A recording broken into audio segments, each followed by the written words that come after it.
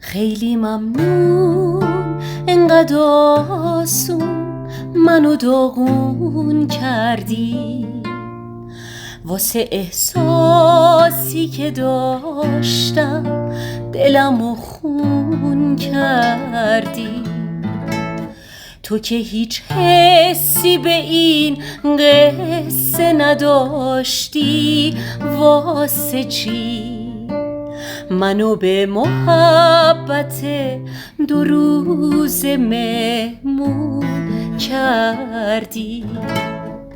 همه عالم میدونستن که بری میمیرم، اما رفتی و همه عالمو حیرون کردی. خیلی ممنون واسه هرچی که آوردی به سرم، خیلی ممنون ولی من هیچ وقت ازت نمیگذرم.